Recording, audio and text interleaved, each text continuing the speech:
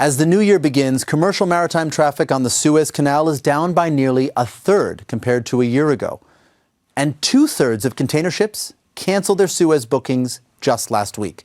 As Houthis continue their attacks on commercial vessels, major firms have stopped using the canal. So where are they going?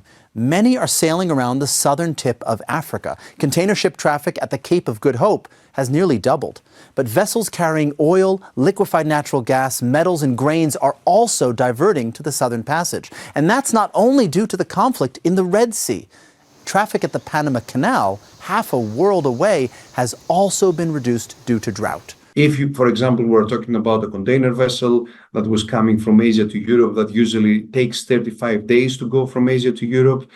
So by adding another 10, 12 days on top of that, that means that the rotations between Asia and Europe are going to be less on a year.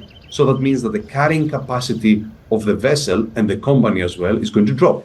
And that kind of carrying capacity is the problem, because that's how the shipping companies are making money. Sailing around Africa to avoid the Red Sea adds over 3,500 nautical miles, 10 extra days, and millions of dollars to a trip between Europe and Asia. Fuel makes up half of a vessel's operational cost, and more fuel means more emissions, and that's just as the European Union is charging new tariffs at its ports to curb them. And for us, more expensive goods, just as governments are trying to ease inflation.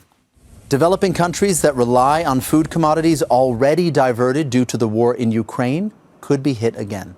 Of course, another thing we have to keep in mind is that when all the vessels are going to arrive in 20 days from today, because at the moment they're taking a detour and they're diversifying around Africa, but when all those vessels are going to arrive into the ports, then maybe we're going to see some kind of congestion over there. Following the 1967 Arab-Israeli War, the Suez Canal was closed for 7 years.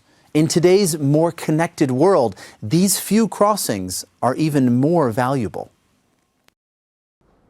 Make sure to subscribe to our channel to get the latest news from Al Jazeera.